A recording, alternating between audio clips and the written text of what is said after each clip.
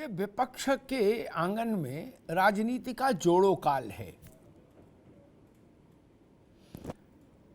कांग्रेस राहुल गांधी की अगुवाई में देश जोड़ने निकल पड़ी है।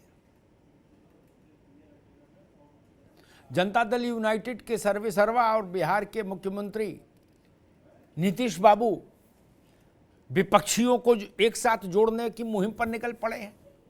अभी जब हम आप मिल रहे हैं उससे थोड़ी देर पहले वो शरद राव पवार के यहाँ थे गुलदस्ता लेकर। कल मुलायम सिंह से मिले, अखिलेश यादव से मिले, ओपी चौटाला से मिले और केजरीवाल से मिले, सबसे मिल रहे हैं। और केजरीवाल जी आज हरियाणा में थे और उन्होंने कहा कि जी हम इंडिया को नंबर 1 बनाने के लिए निकल पड़े हैं, पूरे देश में जाएंगे। यानी अब घर कोई नहीं बैठेगा, सब निकल पड़े। भाजपा वाले तो निकले ही रहते हैं, आप जानते ही हो, वो तो घर में रहते नहीं। सारी कसरत, सारी कवायद 2024 के चुनावी महासमर के लिए।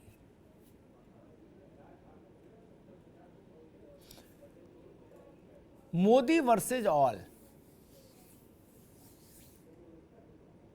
और ऑल में तनाव भी है, बिखराव भी है, अपनी अपनी महत्वाकांक्षाओं का संघर्ष भी है, अपने अपने अतृप्त स्वप्नों का आग्रह भी है। स्वाभाविक है। जितने मुंडे मुंडे मत भिन्ना, जितने दल उतने नेता, उतनी कहानी, उतने आग्रह। तो भाजपा इस बात से तो मुतमईन है, यानी आश्वस्त है कि मोदी के खिलाफ एक चेहरा नहीं आ सकता। अलग अलग राज्यों में अलग अलग चेहरे रहेंगे। तमिलनाडु में स्टालिन ही रहेंगे, बंगाल में ममता ही रहेंगी, ओडिशा में नवीन बाबू ही रहेंगे, नवीन पटनायक, केरला में वामपंथी मुख्यमंत्री ही रहेंगे, दिल्ली में अरविंद केजरीवाल ही रहेंगे, पंजाब में भी केजरीवाल की ही पार्टी लड़ेगी भाजपा से, या भाजपा उससे लड़ेगी। तो देश भर में उपस्थिति वाला चेहरा कहां है, आप बताइए। सब भी जोड़ लो तब भी एक बड़ी मूर्ति कहां बनती है? नहीं ना। छोटी छोटी मूर्तियां तो बहुत सारी हैं, लेकिन आप मंदिर जाते हैं ना तो देखते होंगे, जिस भी देवता का मंदिर होता है उसकी प्रतिमा, उसकी मूर्ति, उसका विग्रह बड़ा होता है, बड़ा और भव्य और दिव्य, और उसके साथ में छोटे छोटे तमाम, छोटी छोटी तमाम मूर्तियां, विग्रह होते हैं देवी देवताओं के, दूसरों के। यही मामला राजनीति में भी है। गठबंधन बड़ा हो, अच्छी बात, लेकिन उस गठबंधन में भी एक सर्वमान्य चेहरा चाहिए। सब सर्वमान्य नहीं होने चाहिए, कोई तो ऐसा होना चाहिए जो थोड़ा बाकियों से 1-2 इंच आगे खड़ा हो। विपक्ष में वो समस्या आएगी। कांग्रेस ने कहा है कि राहुल जी के नेतृत्व में जो ये यात्रा निकल रही है, शुरू हुई है कन्याकुमारी से भारत जोड़ो, ये इंडियन पॉलिटिक्स का टर्निंग पॉइंट है, भारतीय राजनीति का प्रस्थान बिंदु है एक। स्वाभाविक है, कांग्रेस कहेगी तो अपने युवराज के लिए ऐसा ही कहेगी, ठीक बात है, उसमें कोई वो नहीं। लेकिन उधर दूसरी ओर भाजपा ने भी वही कहा जो उसको कहना चाहिए विपक्षी दल के रूप में, कि भाई ये राहुल गांधी की रीपैकेजिंग है, रीलॉन्चिंग है, बाकी कुछ नहीं है। भाजपा में रविशंकर प्रसाद ने कहा कि ये तो परिवार बचाओ पर की यात्रा है, देश से क्या लेना देना। लेकिन एक बात तय है, यह यात्रा यह स्थापित करेगी, ये रेखांकित करेगी, क्योंकि इस यात्रा के बाद कांग्रेस पर लोगों की निगाहें जाएंगी और वो देखेंगे कि इस यात्रा में देश भर घूमने के बाद राहुल गांधी ने क्या देश से सीखा, क्या देश से सुना, और जो सीखा और सुना उसका कितना कार्यान्वयन कांग्रेस पार्टी में हुआ, ये सवाल उठेगा। और सांगठनिक तौर पर कांग्रेस कितनी मजबूती के साथ खड़ी हो पाती है देश में, ये भी देखने वाली बात होगी। और देखने वाली बात ये भी होगी कि नीतीश कुमार जैसा वयोवृद्ध, अनुभवी और राजनीति के मौसम को बहुत चतुराई से समझने वाला राजनेता कितने विपक्षी दलों को, कितने क्षेत्रीय दलों को राजी कर पाता है एक साथ एक मंच पर बैठने के लिए। और विपक्ष के इन सब, ये जो तमाम जुम्बिश हैं विपक्ष की, इन सब के उत्तर में भाजपा क्या करने जा रही है, कैसे कर रही है, उसकी रणनीति क्या होगी, उसकी समर नीति क्या होगी, ये भी एक बड़ा महत्वपूर्ण विषय है देखने के लिए। हर जगह हलचल है, हर दल में, और हर नेता के मन में ये हसरत अंगड़ाई ले रही है इस मौसम में कि 24 में संभावना तलाशी जाए, कोई बात बन जाए शायद। सब जोड़ने निकल पड़े, कोई घर में नहीं है, सबके घर में ताले लगे। नीतीश जी देश विपक्ष जोड़ने निकले, राहुल जी देश जोड़ने निकले, केजरीवाल जी 130 करोड़ लोगों को जोड़ने निकले। वो करे हम 130 करोड़ से गठबंधन करेंगे, पार्टियों से नहीं। और भाजपा तो वैसे भी घर में नहीं रहती, वो तो 365 दिन 24 घंटे किसी न किसी अभियान में रहती है। तो राव साहब, ये भारत जुड़ता और विपक्ष एकजुट होता दिख रहा है क्या? नीतीश जी की पहल और राहुल जी की पहल, मेरी समझ कहती है अगर कांग्रेस आज अनाउंसमेंट कर दे,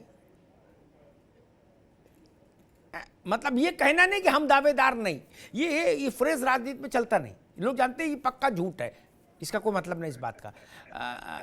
जितने लोग कहते हैं हम दावेदार नहीं, उन पर डबल मोहर मार लीजिए कि ये जरूर ताल ठोकेगा, मानेगा नहीं किसी पार्टी को नेता। ये मेरी तरफ से मुफ्त का वो है एक तावीज।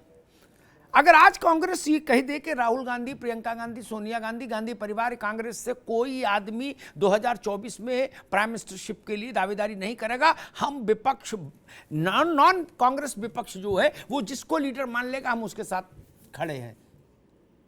आज एकता की कोई तस्वीर तभी बन सकती है, और कांग्रेस ऐसा नहीं कह सकती। उसकी सीट 44 आए चाहे आए 4, बोलेगी नहीं, वो कहेगी पंचों की राय शर्माते, खटोला यही बिछेगा। केपी त्रिपाठी जी, तो भैया खटोला अपना अपना लिए सब बगल में दबाए घूम रहे हो क्या? खटोला छोड़ना नहीं चाहते।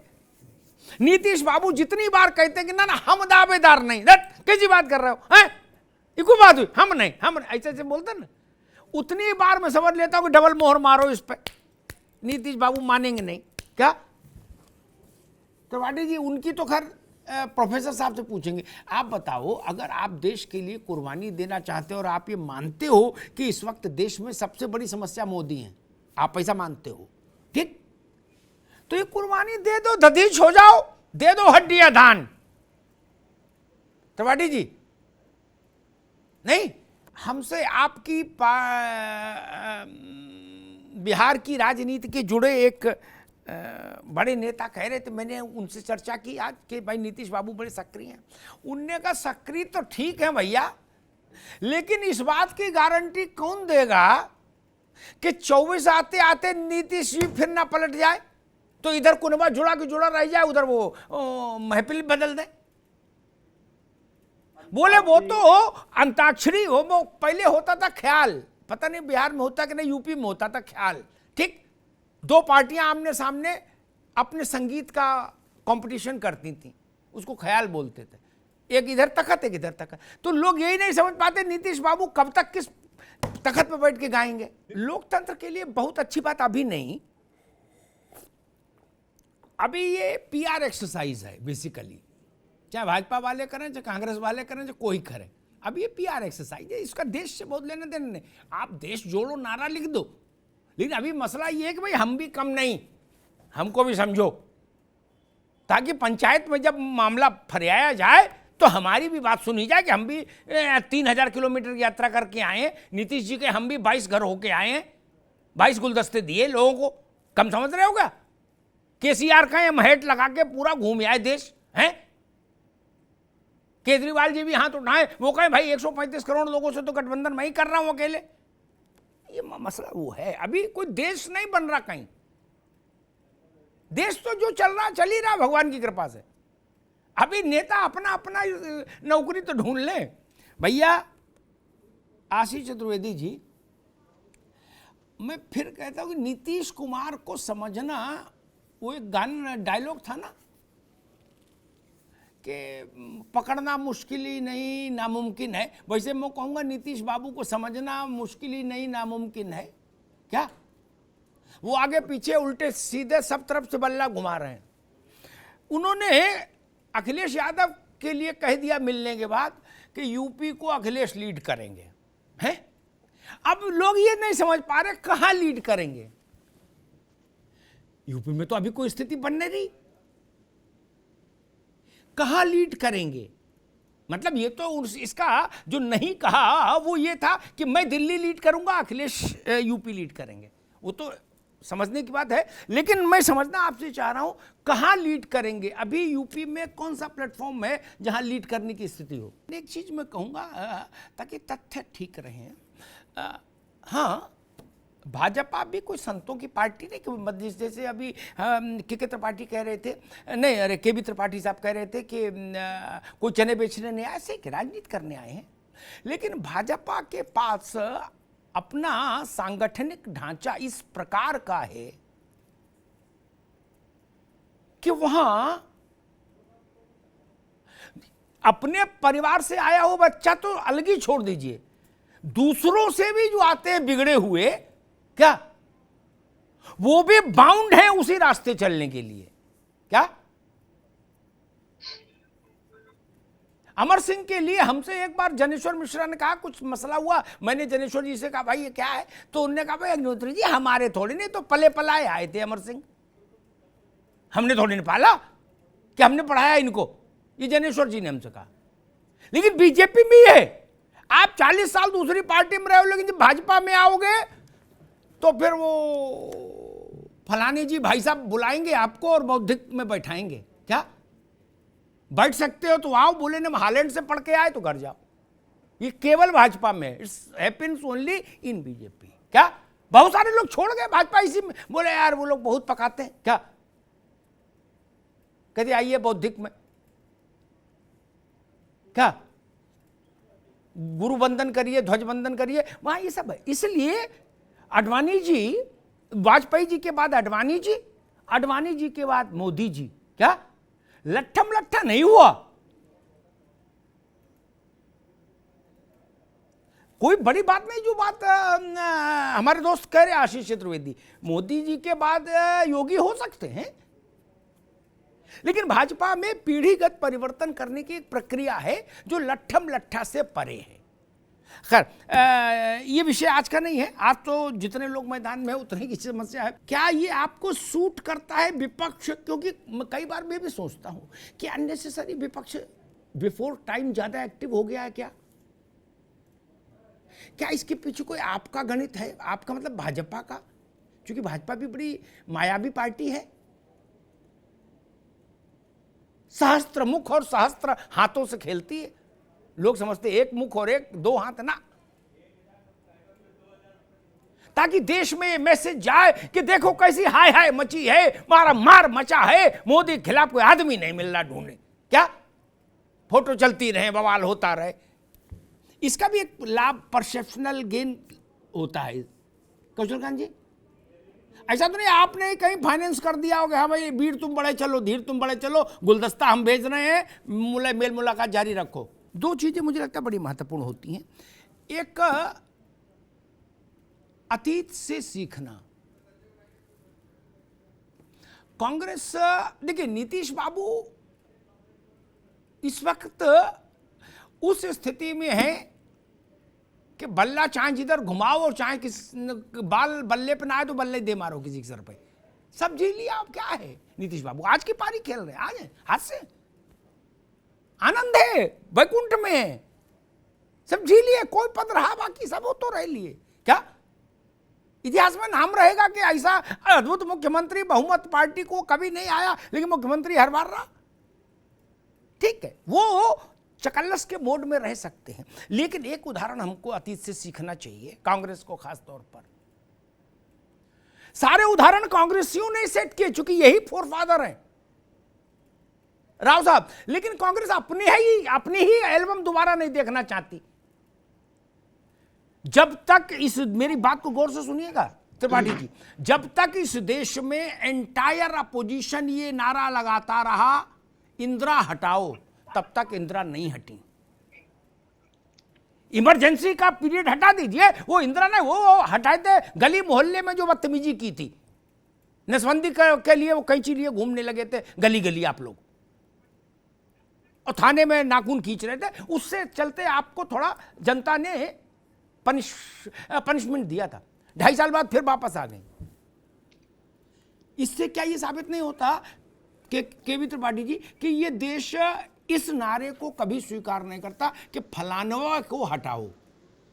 वो कहता आप क्या लाभ बेचोगे वो बताओ, पहले आपके पास झोले में क्या है। 77 में जब सरकार थी मुरारजी भाई की, तो जब इंदिरा जी थोड़ा सदमे से बाहर आई तो उन्होंने एक बार कहीं किसी से कहा टिप्पणी में, जब हरिद्वार और गई थोड़ा निकलना शुरू किया, उन्होंने कहा कि भाई मैं अपने समय के भारत के प्रमुख शहरों के कमिश्नर के नाम बता दूंगी। क्या ये गवर्नर्स के नाम बता दें, मुख्यमंत्रियों के नाम याद हो तो बता दें। ये बात लोगों को समझ आई कि अरे भाई ये तो लड़ाई झगड़े में टाइम बिता रहे हैं, चरण सिंह अलग चिट्ठी लिख रहे हैं, देवीलाल अलग टांग खींच रहे हैं, राजनारायण अलग बवाल कर रहे हैं, जगजीवन बाबू का लड़का अलग बवाल कर रहा है, उसके फोटो अलग छप रहे हैं, ये बवाल वो बवाल है, खुशवंत सिंह उसमें अपनी अलग लाइन ले रहे हैं, सूर्यम छाप छाप फोटो है। जनता ने कह रहे हैं नाश करो यार, भगाओ इनको, गंगा में फेंको। क्या 2.5 साल में जनता ने लोकनायक की तपस्या से पैदा हुई जनता पार्टी की सरकार को गंगा में फेंक दिया था। प्रोफेसर साहब, क्या ये उदाहरण ये नहीं बताता कितने भी मन से लाए गए हो, अगर आप आपस में लड़ते भिड़ते दिखेंगे तो जनता उस विकल्प को स्वीकार नहीं करती। लोहिया और दीनदयाल मिले और संविध सरकारें आई कुछ राज्यों में, लेकिन वो भैया ठीक है त्रिपाठी जी आ गई आपकी बात, अब आप रुक जाइए, लेकिन इंदिरा जी की बात फिर जनता को सही लगी कि ये जीत तो सकते हैं, सरकार नहीं चला सकते। इंदिरा जी ने नारा दिया, इस दीपक में तेल नहीं, सरकार चलाना खेल नहीं। फिर नारा दिया, सारे भारत से नाता है, सरकार चलाना आता है। संविध सरकारें क्यों नहीं चली? क्योंकि जूता चलने लगा। मसला तो ये है ना। अब आप 70 के इंदिरा और आज के नरेंद्र मोदी को एक साथ रख के देखिए तो आपको कोई बहुत फर्क नहीं लगेगा, ये समझ लीजिए। और आप लोग, कांग्रेस उस समय की विपक्ष लग रही है मुझे, जैसे उस समय के डेस्परेट थे विपक्ष के लोग, चाहे लोहिया जी हो, चाहे जनसंघ हो, चाहे सब बहुत डेस्परेट रहते थे कि इंदिरा गांधी को कहीं पटक दें, लेकिन हो नहीं पाता था ऐसा, इंदिरा गांधी को हरा दें, कहां संभव था। अरे मान लो हार भी गई तो आप टिके नहीं, 2.5 साल बाद फिर ये भी जनता को पता है ना। आशीष जी, विपक्ष में एक ही बार बड़ी क्रांति हुई जिसका उल्लेख विक्रम राव साहब ने भी किया, वो इसलिए हो पाई क्योंकि वहां एक जेपी था, क्या, जो संत था, उसको कुछ नहीं चाहिए। क्या, वो शपथ ग्रहण कराने भी नहीं गया मुरारजी के मंत्रियों को, क्या, कृपलानी को भेजा, कहा आचार्य जी आप ही कराओ। क्या, गांधी की छाया। आज की तारीख में तो जो अस्पताल में है वो भी अपना मेडिकल बुलेटिन नहीं देख रहा, अखबार पढ़ रहा, कर भैया क्या कोई संभावना बन रही तो चलूं। डॉक्टर कह रहे रुक जाओ, कोई जयप्रकाश तो नहीं है कि कोई दिख रहा कहीं। ओम प्रकाश चौटाला ने भी भोज कर दिया, आप समझ रहे हो। कहां तक मार हो रही है। आदरणीय ओम प्रकाश चौटाला जी ने भी भोज कर दिया, मतलब रजिस्ट्रेशन करा दिया। मैट्रिमोनियल साइट में रजिस्ट्रेशन होता है ना कि हम भी दूल्हा हैं। आशीष जी, दूल्हा का बाप बनने को तैयार नहीं, सब दूल्हे बनने घूम रहे। आशीष जी, ये तो जैसे उसमें लड़की ही तय करेगी कि दूल्हा कौन बनेगा, वाकई में अंत में स्वयंवर में यहाँ जनता तय करेगी कि अंत में कौन अब देखो बनेगा। कैसी कलगीदार पगड़ी बांधी है ओम प्रकाश चौटाला ने। क्या इतने साल जेल रहे उसका मलाल नहीं? बोलो कोरमा बनवाओ भाई, हैं, लगे कि हम भी हैं। नहीं, जब तक चुनाव के नतीजे नहीं आए तब तक ये सबसे बड़ा मुद्दा रहता है, इस पर खूब बोलिए। क्या एक बार तैयारी कर लीजिए, 10 साल बोलिए महंगाई पर, कोई नया तो जुड़ता नहीं उसमें।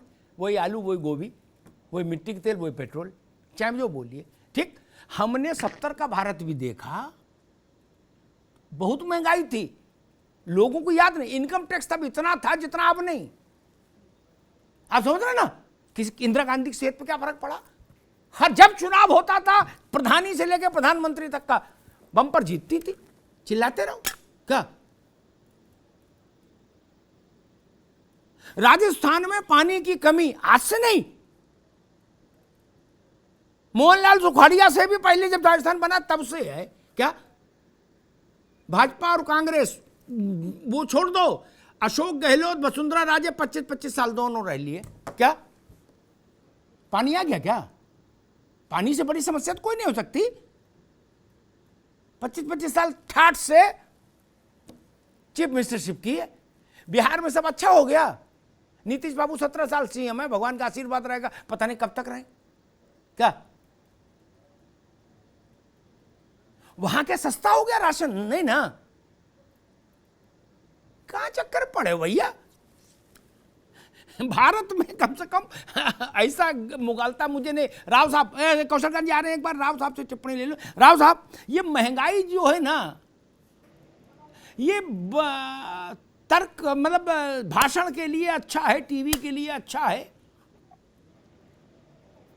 लेकिन वोट पे इसका असर मैंने तो किसी दौर में नहीं देखा। जयप्रकाश जी और उनसे पहले गांधी जी, फिर आचार्य कृपलानी, फिर और आगे के लोहिया जी, दीनदयाल जी, इन लोगों का महत्व तो इसीलिए रहा। ये पदों पर नहीं रहे कभी कि इनके पास कोई दस्तखत करने की हैसियत रही हो सरकारी मोहर लगा के, नहीं। लेकिन देश ने माथे पर बैठाला कि वे त्यागी तपस्वी लोग हैं। लेकिन अब वो राजनीति नहीं। मैं बार बार समझ रहा हूं इस बात को कि राजनीति कई बार अपने विरोधियों के यहां कुछ अपने गुमाश्ते फिट कर देने से भी होती है। इंदिरा जी इस कौशल को करती थी, और मुझे लगता है कि भाजपा इस समय उतनी सक्षम है कि उसने भी किया होगा कि कुछ लोग अलग अलग विपक्षी पार्टियों में भी अपने रहें,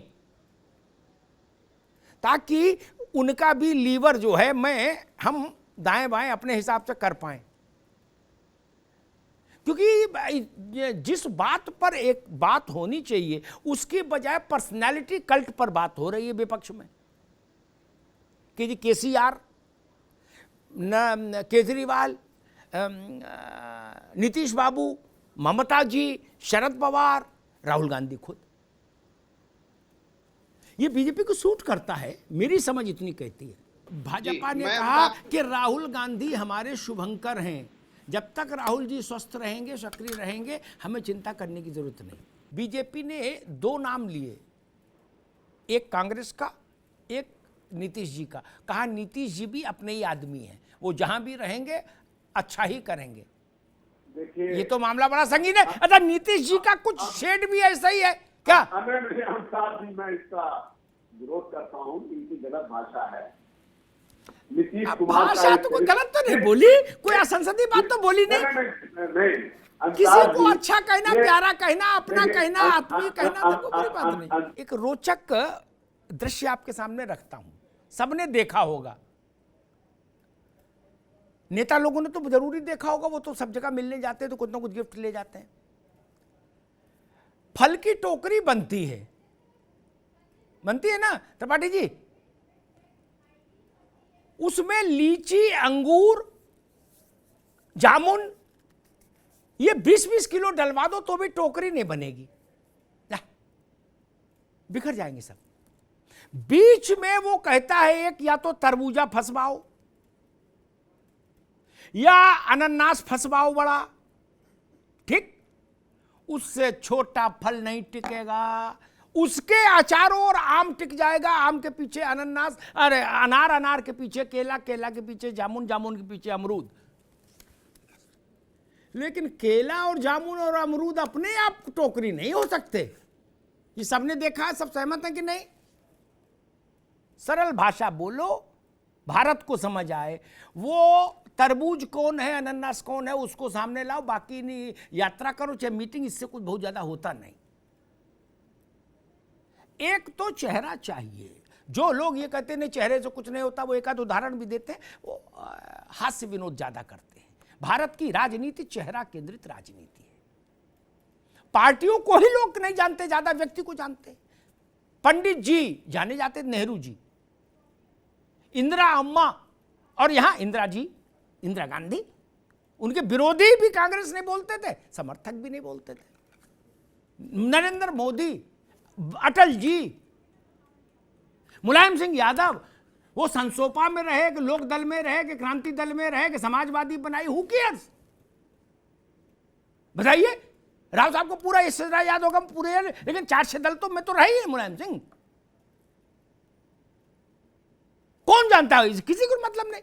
नीतीश कुमार, वो कितने गठबंधन कर चुके हैं, ये गूगल के अलावा कोई बता सकता है? नहीं, गूगल ही बता सकता है, बाकी कोई माइकल लाल नहीं बता सकता।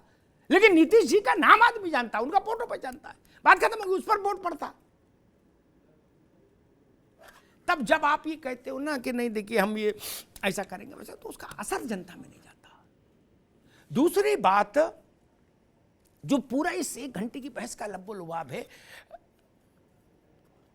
इंदिरा गांधी ही उतने अत्याचारों के बाद, जब देश ही उनके खिलाफ खड़ा था, खुद देश चुनाव लड़ रहा था, जयप्रकाश और मोरारजी और वाजपेयी और चरण सिंह, तो उस देश के गुस्से के कंधे पर बैठकर वैतरणी पार कर गए। देश ही बहुत खिलाफ था, छोटी नफरत थी क्या इंदिरा गांधी के लिए? उसके अलावा तो कभी नहीं हारी फिर, क्योंकि देश ने कहा कि ये 36 लोगों को यार प्रयोग में लाने से कोई फायदा नहीं, एक आदमी मजबूत नेता है, बात खत्म। यही फील आज के दौर में है।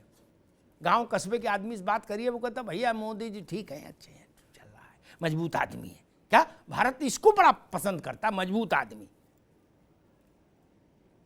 गाड़ी भी लेने जाता है तो वो कहता ना फैशनेबल गाड़ी ना दिखाओ भैया, मजबूत दिखाओ जो एक्सीडेंट झेल ले। क्या जूता भी हम लोग खरीदने जाते हैं, भारत में सोफिस्टिकेटेड, बहुत सुंदर डिजाइन वाले जूते नहीं बिकते आज भी, ये बड़ी तादाद में। अपर क्लास, बहुत सुपर रिच क्लास छोड़ दीजिए, सामान्य भारत कहता भैया ठोक बजा के देखता 2-4 साल चलेगा ना। हमें टिकाऊ व्यक्ति चाहिए, टिकाऊ सामान चाहिए। हम फर्नीचर भी हल्का नहीं लेते ना, बोले ये सुंदर, पर सुंदर क्या करेंगे, मजबूत लाओ यार, जिसका हैंडल मजबूत हो। गलत कहूं तो टोक दीजिएगा आशीष जी। तो नेता ढीला ढाला कैसे बर्दाश्त कर ले देश? नहीं। कुछ प्रयोगों को हटा दीजिए तो मानक बिंदु कौन रहे? नेहरू, इंदिरा, वाजपेयी, मोदी, बीच में फिलर्स हैं। मैं सब किसी का अपमान नहीं कर रहा, लेकिन सब फिलर्स हैं।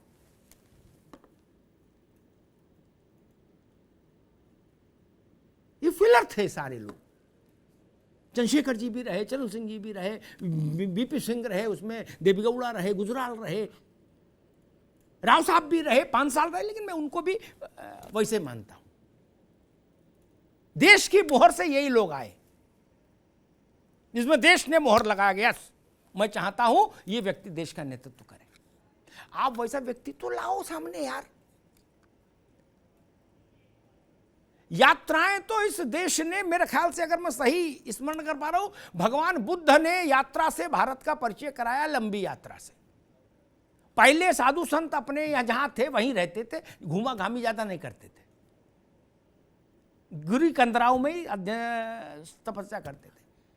बुद्ध ने कहा कि नहीं, परिव्राजक एक पूरा वो दिया सिद्धांत। बुद्ध के बाद आगे चलिए तो उनको उसी बिंदु को फॉलो किया शंकराचार्य ने। पूरा पश्चिम उत्तर दक्षिण चारों दिशाओं में हमारे वो स्थापित किए। उसके आगे आइए राजनीतिक उसमें आ जाइए तो गांधी जी, जैसा राव साहब बता रहे थे, उनसे बड़ा यात्री मैं किसी को मानता ही नहीं। और गांधी के बाद गांधी के आध्यात्मिक उत्तराधिकारी विनोबा जी, जिनकी शांत यात्रा ने इस देश के बड़े रक्तपात टाले।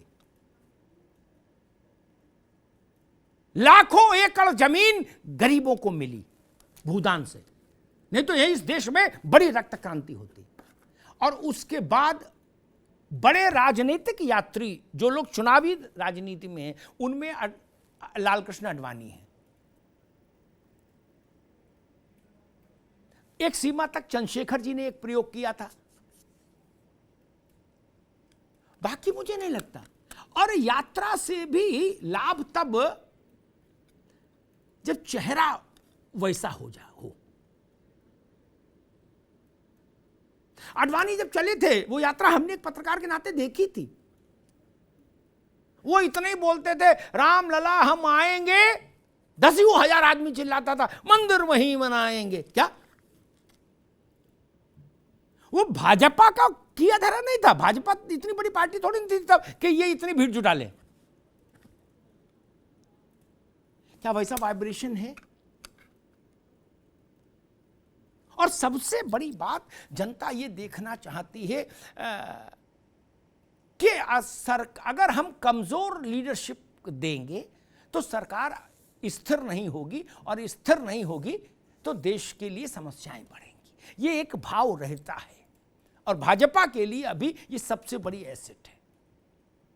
अब अगर चौटाला जी भी, जनता ये देख रही है फोटो कि चौटाला जी भी बीच वाली कुर्सी पे बैठे हैं और मनवा रहे हैं, करे ना तुम्हें मेरी कसम एक हमारा भी नाम लिखो इसमें, तो जनता और इरिटेट होती है। वो कहती यार इनको चैन नहीं, राम राम करने की उम्र है, ये दावत दे रहे हैं नेताओं को। कुछ लोगों को हटना भी चाहिए, नहीं? और एक बात कह के मैं बात समाप्त कर दूंगा। त्रिपाठी त्रिपाठी जी के संज्ञान के लिए कहूंगा, मुझे एक बार सोनिया जी से मिलने का अवसर मिला, पुरानी बात।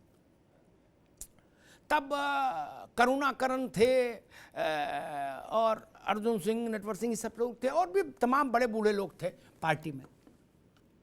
तो उत्तर प्रदेश में कुछ चर्चा हुई, तो मैंने उनसे कहा कि ये जितने भी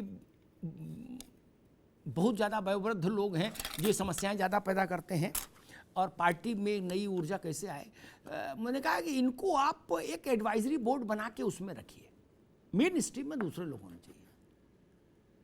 तो वो शॉक्ड रह गई, उसको वो नहीं कर पाई। क्या उनका नहीं, पॉलिटिक्स में ऐसा बड़ा मुश्किल हो जाता है। क्या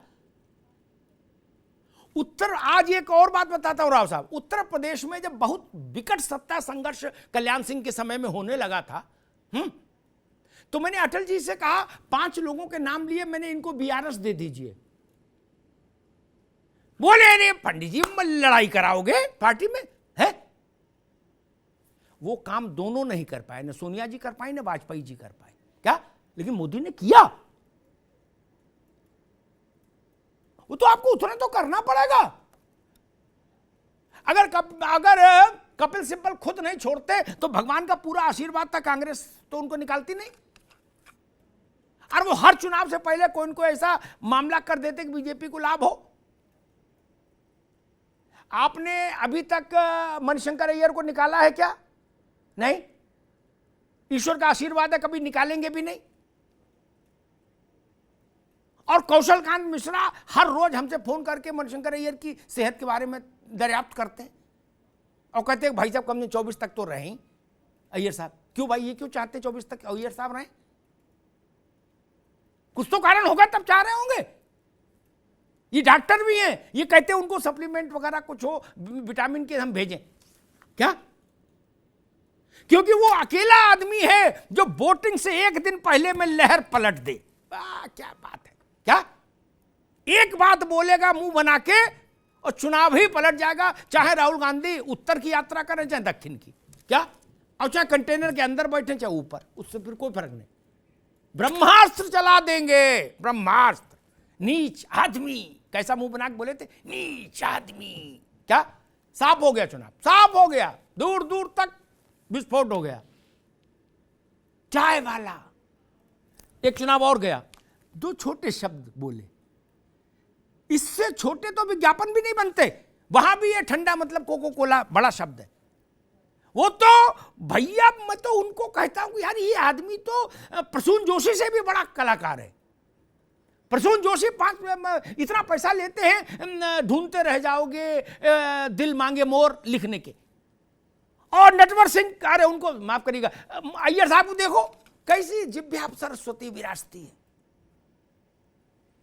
भाजपा सोती रहे, बट नटवर उनको, मणिशंकर अय्यर को स्वस्थ रखे, अंजीर वगैरह उनके यहां पहुंचाए, वो स्वस्थ रहे। इनको कुछ करने की जरूरत है। और आप लोग उनको पार्टी में, ऑफिस में नहीं घुसने दोगे, वो एएनआई को बुला के बोल देंगे, तब क्या कर लोगे? तब क्या कर लोगे? वो मुगल बादशाहों की तरफदारी कर देंगे खड़े होकर चुनाव से पहले, तब क्या कर लोगे? वो कहेंगे औरंगजेब से भी खराब है मोदी। लो हो गया चुनाव एक तरफ, क्या सिर दीवार में मारो चाहे कुएं में कूद जाओ, कोई रास्ता तो बचता नहीं। नान्या पंथा है ना, है कोई रास्ता नहीं, कोई माई का लाल बचा नहीं सकता, कोई तांत्रिक मांत्रिक जानत्रिक कोई भी नहीं बचा सकता। प्रोफेसर साहब गलत तो नहीं कहा? वो ऐसा मारण मंत्र है, उसको नारायण का सुदर्शन समझिए। उस ऐसा है, लक्ष्य चूकता नहीं, टारगेट पाताल में चला जाए तो सुदर्शन चक्र पाताल में जाके काम करके आ जाता था।